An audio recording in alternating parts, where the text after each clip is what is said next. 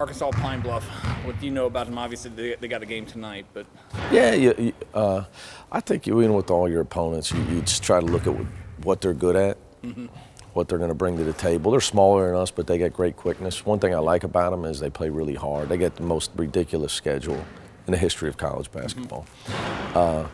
But they stay on the attack, and we've got to get better at guarding quickness on the perimeter, especially our bigger people. That's where probably I would say looking at the Bowling Green film was our most of our defensive breakdowns. A lot of times we block the shot, but that's not always going to happen as the season goes on. So we got to do a better job of making sure that we stop the dribble earlier before it gets to the paint, before it gets to the rim. And it's something that Arkansas Pine Bluff's good at. They got a lot of fast and quick guys that can beat you off the dribble. So that's something. I think it's a good game for us because I believe that's what we need to work on, and that's what they're good at.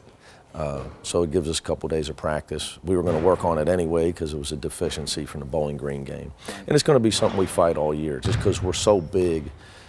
Even Jacob's a freshman, he's 6'6". You know, Shaq is 6'7", almost 6'8". And then our bigger guys, they all are defending smaller players throughout the game, especially the way we play defense. So it's something that we fight and deal with all the time. We just got to get better at guarding the basketball and earlier help on that. So the Pine Bluff brings that to the table. But you had the deficiencies there in the first half. Were you pleased with how the guys responded in the second half to the adjustments you did? Oh, yeah, and it didn't surprise me at all. I mean, we're a veteran team. Also, you know, we played the majority of the first half without Troy Copain. You know, and statistically, he may not be the most impressive guy, but trust me, he's one of the best guards in the country. And I mean, you saw the way he controlled the first 10 minutes of the second half. You know, he gets the ball in the right places. He gives us a calm to our offense. And right now, his steals, his deflections, his leadership, his passing's excellent. And we all know that last year was a lot of times we relied on him to be our best scorer, which we haven't had to do yet, but that's coming. You know, he's going to have some big games on the offensive end, especially when we need him most. I think that'll come more. But right now, he's doing a great job in a lot of areas. I think he was probably the biggest key to the second half was him playing the first 8 or 9 minutes. You mentioned Pine Bluff's schedule there. Yeah. I counted up 14 different states before they play a home game. I saw on a broadcast 28,000 miles before they play a home game. I know there was one of the film I was watching them play on film. They go from from New York to Hawaii and then back to Blacksburg, Virginia. So yeah, that'll test you.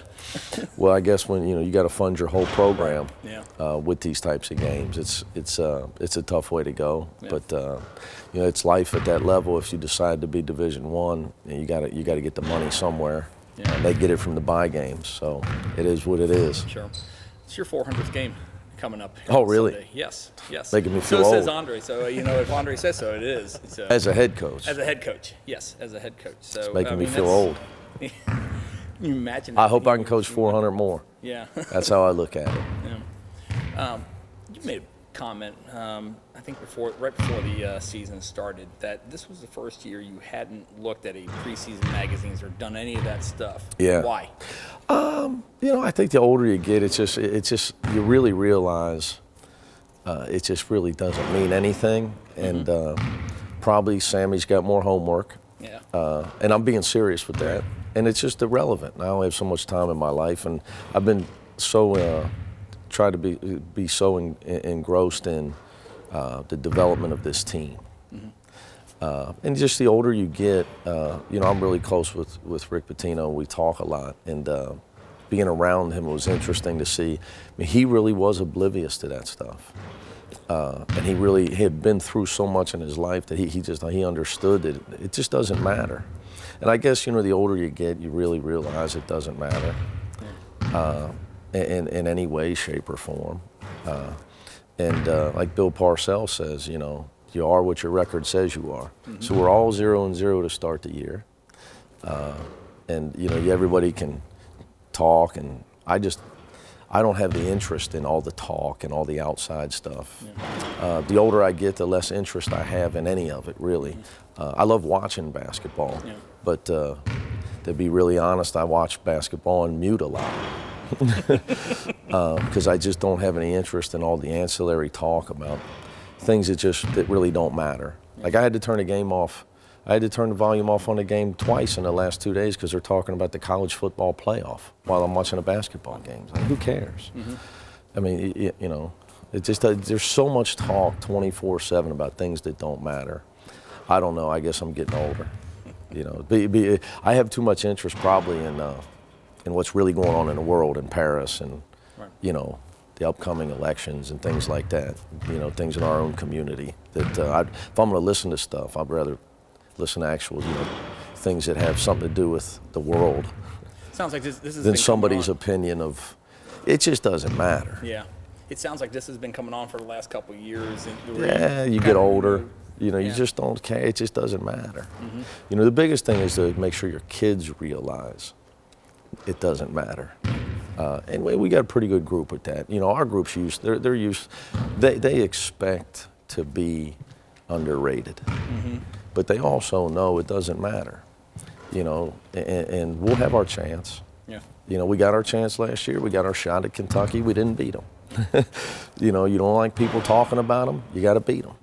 You know, you want them talking about you, you got to win games. So I think the guys know that. So we just try to get in the lab and worry about getting better. So when our time comes, we'll be ready. And that's why I try to keep our guys focused on. You know, I don't talk to our team about being underrated or lack of respect. We don't talk about any of that stuff. We just talk about basketball, execution, and how to improve. So I don't know. I'm not trying to hurt the sales of all the publications and the ratings of all the shows of the experts. I get it. It's entertaining to some people, but I got to be honest. I'm worried about Sammy's homework more than that type of stuff. How is her homework? Getting more, you know, third grade, you get a little bit more homework. So she's actually got some real homework this year. So she's much better, much more responsible, diligent student than her father was. But much more. Yes.